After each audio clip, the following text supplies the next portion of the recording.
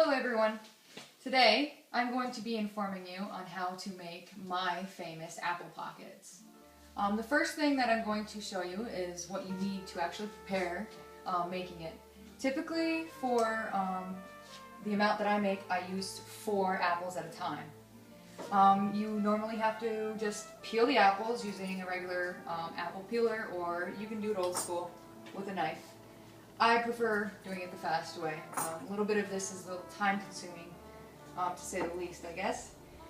So the first thing you're going to do is peel, and then you're going to cut them into squares, and you're going to put them in, I have a hand blender that works really good. I used to do it old-fashioned, cut it up really small into tiny little pieces, and again, that's a little bit time consuming. So if you put it in here, a couple quick squeezes with that, and you will have something that looks like this. These apples, just your regular small red apples. You can use any type of apple that you like, Granny Smith, or any kind of apple that you prefer. I prefer sweeter apple because these are a sweet treat. And once you have them into this kind of form, you're going to stick them in a strainer, any type of strainer, but nothing with any holes smaller than these, because the small pieces will actually go through, and you don't want that to happen. You want to, save as many pieces of the apple as you can. And you're going to take your spatula and just kind of press down on it, and that's going to allow those extra juices that you don't want inside your pie crust to actually go, away. The next thing we're going to do is we're going to take a little bit of our ingredients here. I use granulated sugar. You can use any sugar you want. If you're a natural buff, you can go that way. And then we have our brown sugar. You can choose to use brown sugar or not use brown sugar. You can substitute the brown sugar for the granulated sugar, but I like to do both. And then we have our pure vanilla extracts. You can get any of these things at any grocery store. They're not really hard to find, but I prefer using the pure vanilla extract over any artificial type. It just tastes better. And then we have our ground cinnamon. Any cinnamon would do. So we're going to start putting all our ingredients inside the bowl. So let's move our pie crust over here. And we're going to take our apples. First thing we're going to do is we're going to put our ½ cup of sugar, which I already have measured out.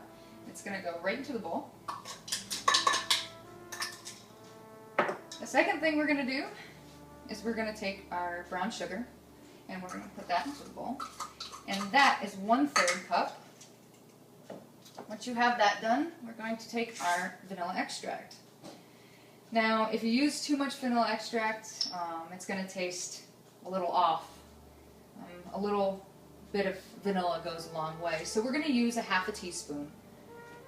And we're just going to pour that right in there like so. With our cap. And cinnamon. I do not regulate how much cinnamon you put in this. It's taste preference. Too much, it gets bitter, dry, so you don't want to take away from the sweetness of it. So just sprinkling it around so you get to cover everything a little bit evenly. And then that's it. Final stage is just to mix all of this together. Just like so. And it's going to be pretty thick, which is what you want. If you did not drain your apples, it would be extremely runny. And the thing about draining your apples is they have a lot of extra juice in them, and when you go to put them in the pie crust, it tends to open up all your little pockets that you're trying to close, and it can cause bleedage onto your pan, and it can get sticky and burn, so we don't want that to happen. So once it's all, put together, we're going to take our pie crust. I'm not very good at making pie crust. I typically use too much salt, which is a no-no when you're trying to make pie crust. So I go to the store and I normally get any type of baking pie crust that they have. They come in rolls of 2. They look like this, and you want to make sure that when you get ready to use it, that you're warming it up to room temperature. For that reason, that reason is because you don't want it to crack while you're trying to cut it or put it together. So it should be very durable.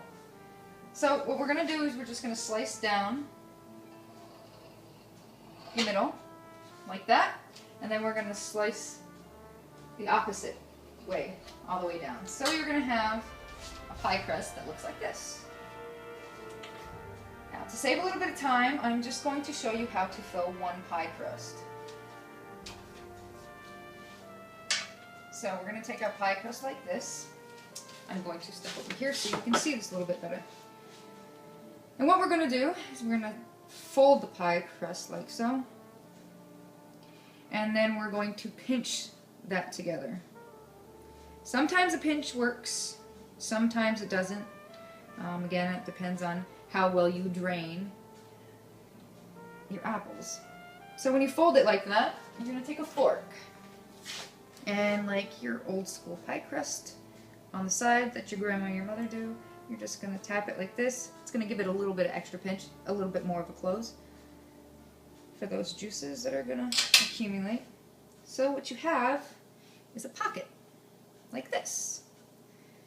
Now what we're going to do is we're going to take some of our apples here,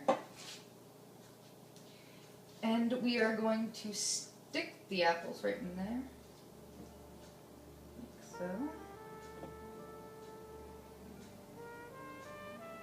You don't want to overfill. If you overfill, it'll most likely burst out the seams, which you don't want. But it happens, so try to correct it as much as you can. So we're going to just do the same thing with the top. We're going to pinch that closed. And we're going to fold a little bit of it over, and that's going to hold those juices in. And then we'll pinch it again with the fork.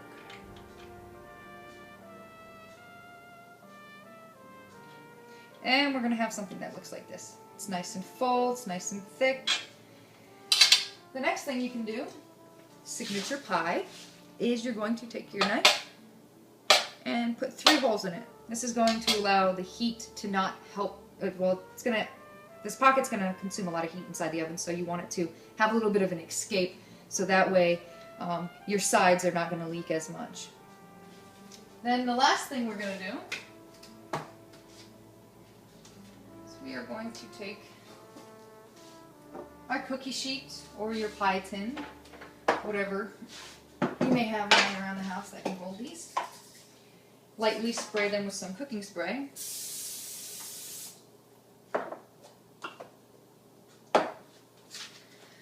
We're going to stick our apple pockets on it. And mind you, you'll have more than just one. And then you're going to put it in your preheated oven at 365 degrees, and that's going to take around 15 minutes. Rule of thumb is you wait until it gets a little golden brown, and then it's probably safe to take it out. When it gets a little too dark, you're probably overcooking it, so just wait for it to get a little brown. It's typically around 15 minutes that it takes to cook. A little thing you can do with this, if you like, is you can take some butter. A little additive. You can rub it on the top of it.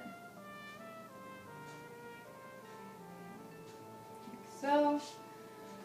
You can take either your cinnamon, or you can take some more of your brown sugar. What you're going to do is you're going to rub a little bit over the top, like this. Just like that. Stick it in the oven. It's going to caramelize on the top. It's going to taste a little bit more better than what it would without it. And then you're going to pop it in the oven. When it comes out, I typically would like to serve this hot with whipped cream or vanilla ice cream. Either of them taste equally great. But all in all, it's a really good, really easy, and it's one of the faster ways to make your homemade apple pie. And they're also a good portion size. So that's all I have for you today. I hope that you learned a lot, and I hope that you can gain a little bit of knowledge and possibly feed your family one heck of a good dessert at the end of your meals. Thank you.